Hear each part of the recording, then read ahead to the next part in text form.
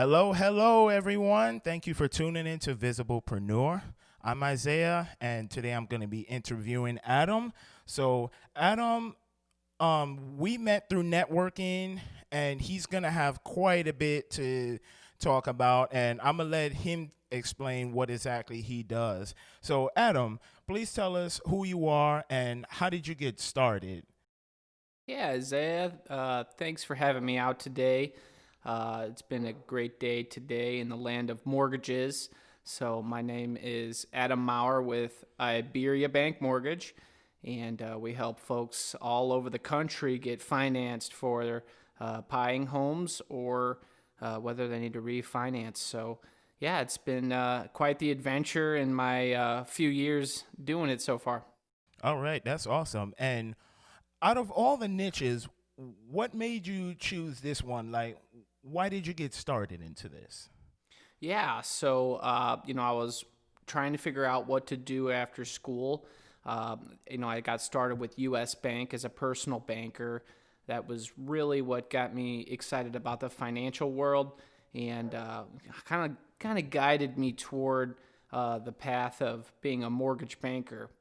All right, yeah, that is excellent. And so, since you were in school and you figured out exactly like, okay, yeah, this is gonna be the niche for you. Um, while you was in school, what made you I guess what the question I'm looking for is what made you dive in to saying, okay, hey, out of all the things, this is what I'm gonna choose. Yeah, so my degree helped me tremendously toward my career path.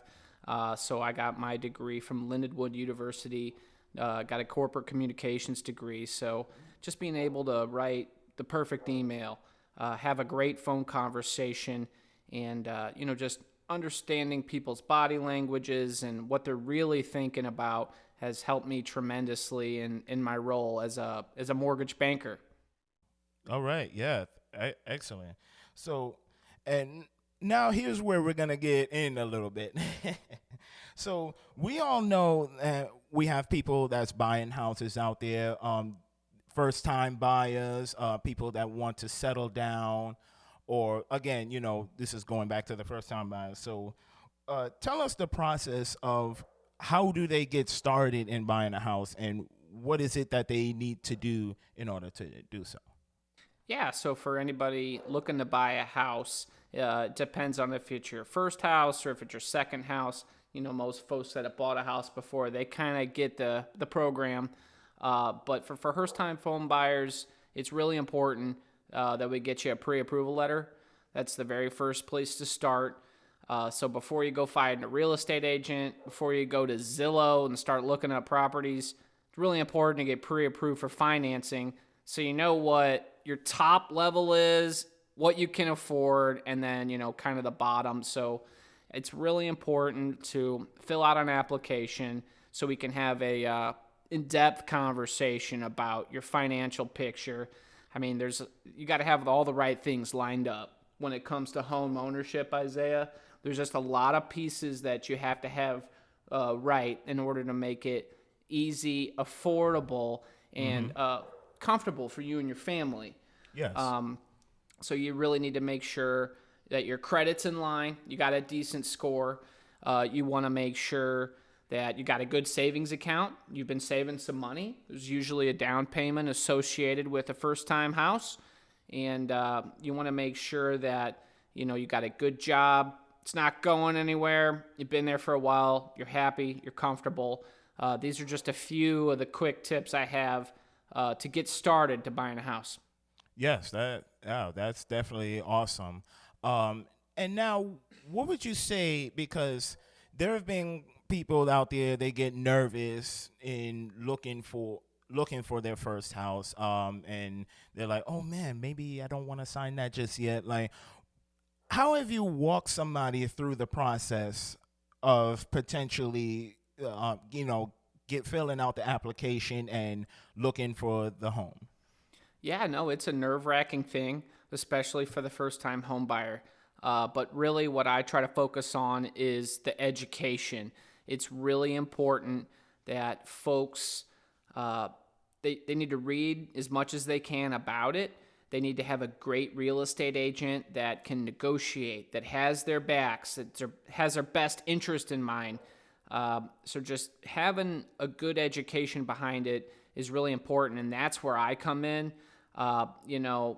We do sell mortgage loans, but I don't consider myself a salesperson anymore. Maybe at first I did, but it's really about educating these people on their options and how this mortgage is going to fit into their entire picture of their financial well-being in life, because it's just one small piece of the puzzle. And for a lot of folks, it's a pretty big piece of the puzzle. Yeah, So it's absolutely. important to know how that all fits in together. Is this a smart decision? Is this something I can handle long term? So you really got to look at different things, and I think home ownership is just the best way to build financial wealth for your family and to really grow as an adult. Yes, and one thing I find about that is that it teaches a person to, I guess you could say, be more financially responsible, because, as we mentioned, this is a big investment. As we know, they have to make sure they can afford it. So, I want to say that and I'm sure you might agree that this is going to be a financial long-term responsibility. Well, yeah, some of these loans are 30 years long. You got to know what is coming. The 30-year loan is a great program. Most first-time home buyers start there. So that's a commitment if I've ever heard one. Yeah, absolutely. And so, and then my next question is, what are some things that a person should avoid, as well as what is it that they'll need to have in order in order to, acquire the first house? Like, what should they be looking for? Yeah, there's a few different factors when you're starting out to look. I think the really important thing is to partner yourself with a really good, experienced real estate advisor. Absolutely. I have a few friends of mine that I work closely with, and I have no problem referring them to my friends, my family, because I know they do a great job. They're great at negotiating. They're great at bringing the whole process together. I mean, these people have to find a house that's going to suit their needs throughout their changing lives over time. So, I would really make sure that you interview 2 to 3 real estate advisors before you pick one. Have a list of questions, just like Isiah wrote for us today. And, go to a Breadco, sit down and really focus on that. The other thing I'd mention is no matter what mortgage lender you're working with, you really need to sit down and understand the loan estimate and all the costs that are associated with it. Our fee's pretty low, but you go out into the marketplace, you could be a very high fee. So you just need to be careful of what you're looking at. Yeah, absolutely. And so, with that being said, we know COVID has shut down a lot of things. I know I kind of hate to bring this up, but you've managed to stay busy. So, I guess without giving too much away, what would you say that people can look for, like interest wise or interest rates? Because from what I understand, they're a bit low, but not going into too much debt. Yeah, the COVID pandemic changed things dramatically across landscapes of lots of different industries, lots of companies. For banking and what I do, it really brought a tremendous growth potential. So you're seeing banks and loan companies all over the place setting record volumes. They're closing more loans than they ever have. That's true for our office, for our bank. We're setting numbers we haven't ever seen before. I think our year's budget was done in June, for the whole year, 6 months in. So, I mean, just amazing stuff. So, As far as the market goes, I try to track the 10-year treasury. That's going to be the closest indicator towards your mortgage interest rates. You Yeah. just want to find the trend, whether it's going up, down. So for the last little while, 10-year treasury's been down and pretty slow, pretty flat. So what we're seeing are some of the lowest interest rates that the market's ever seen, whether you're buying a house or refinancing. My phone's ringing all the time because, people want to save that $200 a month, and they know now's the time to go from their first house up to their second house. Heck, the payment could be almost the same between them each month because the interest rate's so much lower. I mean, we're talking, a point or two sometimes. So it's been an amazing environment this year. Great for my growth, great for my office's growth. And there were a lot of challenges, man. I mean, it was so busy. I mean, we had people burning out.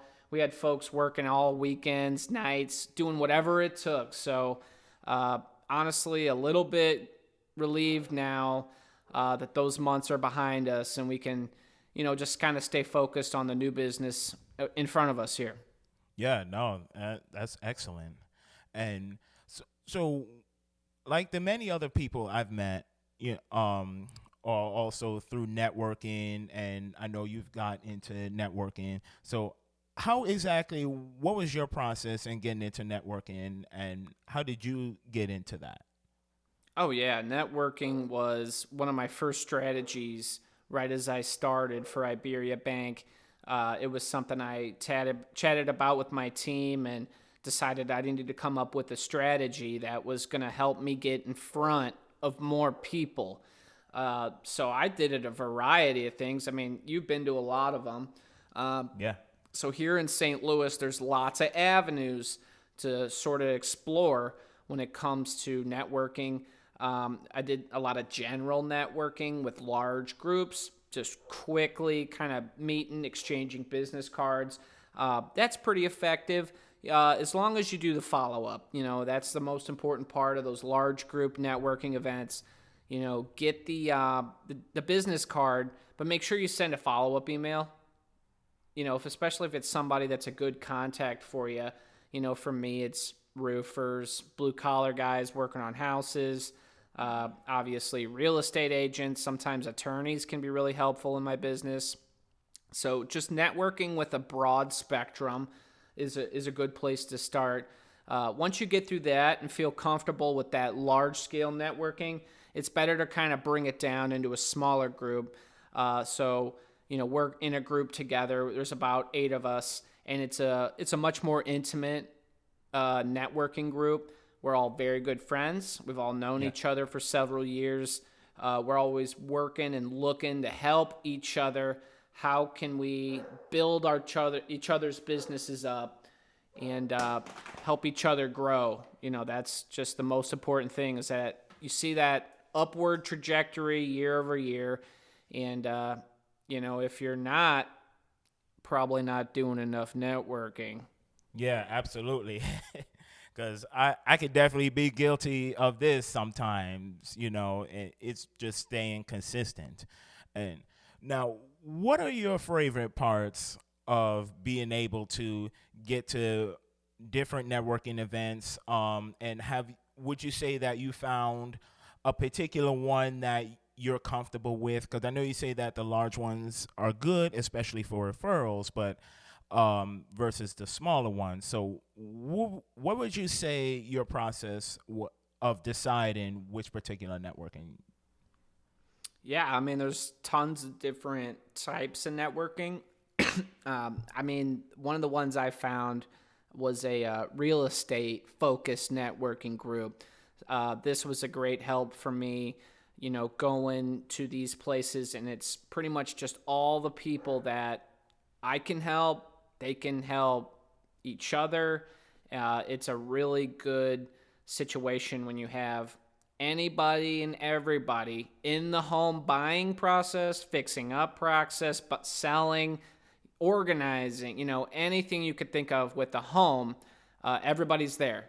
So I think that was the most effective one for me. just getting to know the different folks in that group and trying to take them out to coffee and see if they want to hear more of what I have to say. All right, yeah, I like that. That's awesome. And so now I gotta ask you this because this one will be a bit of a turn for you. No, I promise it won't be. So as far as you being a business owner, it can be tough. You know, like multiple business owners, they stress through having the time for their families, making sure they have time for their businesses, and just the daily stress of it. So, how is it that you're able to accomplish the work-life balance and still being able to maintain contact with your family? Yeah, I mean, work has been a big part of my life, especially more lately, as more people are calling, more people need help, more education. Uh, it kind of throws the balance off. And, since March, from the COVID all coming through, we were working in the office 5 days a week, and now I was working at home. So I'm with my family, I'm with my wife, my daughter, uh, often. So things really changed. But as far as the balance goes, my kid just started kindergarten. It's her second week. We're just kind of Oh, wow. figuring it out right now as we go. Hopefully they can keep her in school and we don't have to shut anything down. But there's a lot of things I do outside of work to stay balanced, to stay focused and healthy. In my line of work, very stressful. You're dealing with hundreds of thousands of dollars. People's lives are on the line. So the stress can be unmanageable at times, and it was for me. I had to really go through a lot to really learn what I needed to get to the level that I'm at. So, when you're not at work, it's really important. For me, I go take the dog for a walk. My wife and I together, we talk. We spend about 30 minutes around lunchtime. We get out, get in the sunshine, just try to get focused. But for me, I'm a big sports guy. I'm a competitor. I love to play ice hockey. All right. I love to play soccer when I can. And, I'm a big time golfer. I got to get out like once a week or I don't feel right. So yeah, I mean, there's just a lot of different things and ways, you can relax. Obviously I love spending time with my daughter. We were fortunate enough to have, my in-laws have a pool nearby. So we spent a That's lot great. of time in the pool, grilling up, just hanging out, especially on the weekends. So, just really having that chill time to read a book, listen to music, make some great food that makes you feel great, and maybe have a glass of wine with it, All and right. makes you feel great and prepared for work the next day. All right. Yeah. Awesome. And so you say you like to play ice hockey. Is that your favorite sport? It is. All right. So with that being said, because ice hockey definitely requires physical exercise, you got to skate left, right. Um, I can roller skate myself. Now, as far as being on the ice, I'm okay with that.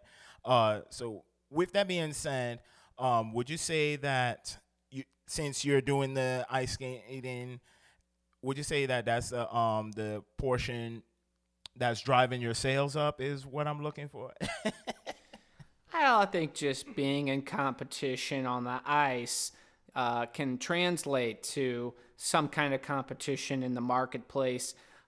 Everywhere you turn, there's going to be a mortgage guy.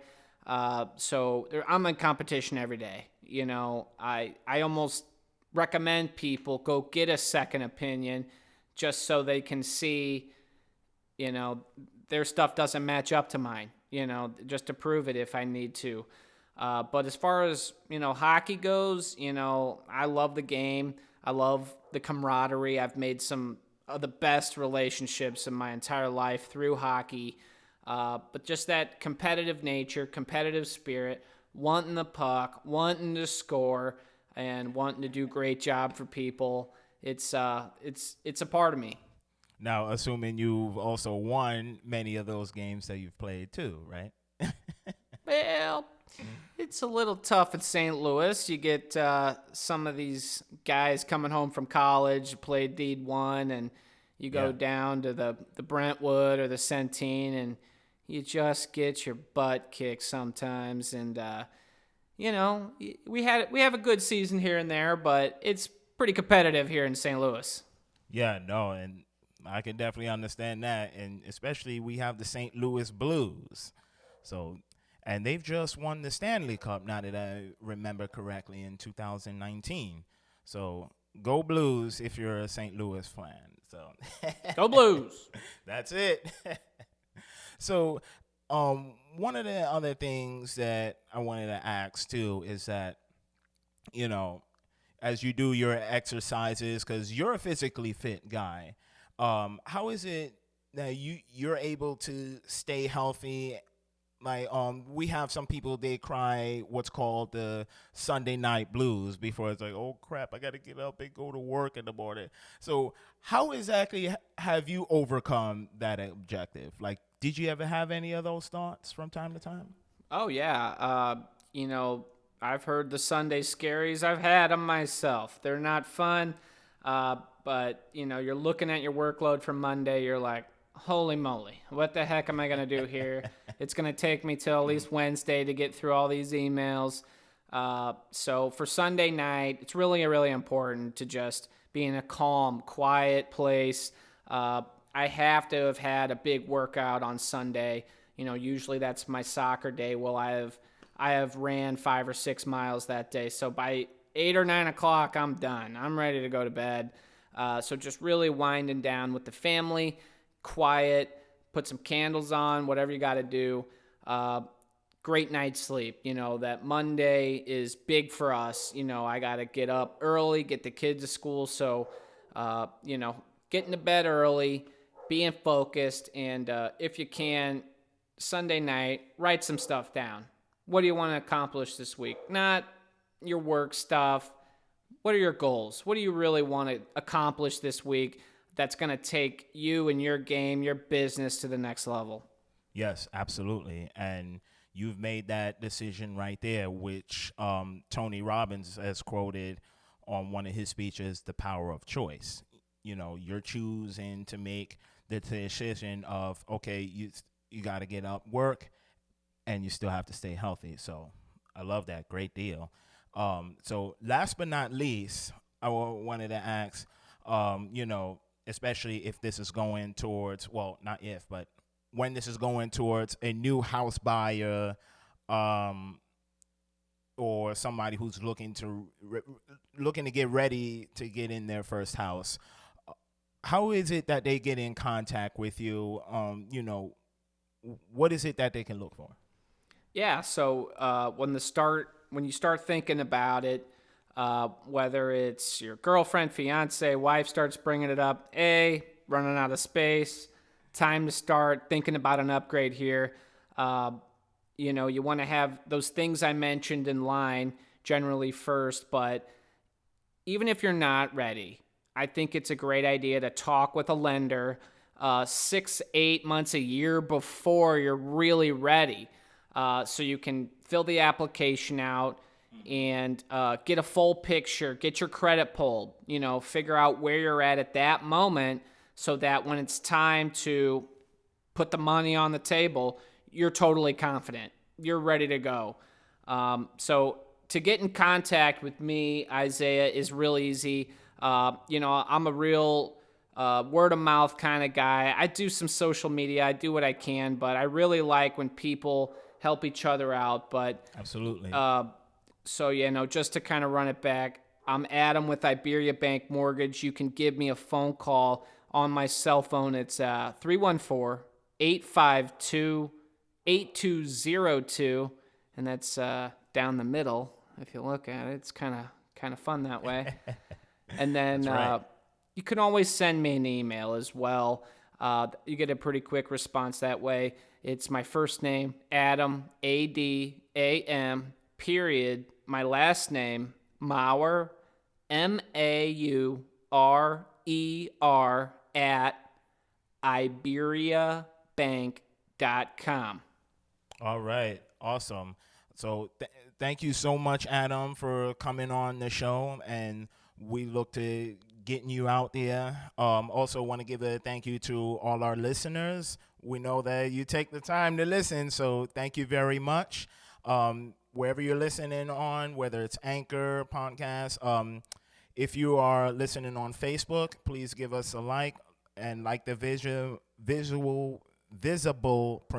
podcast. Sorry, I can't speak.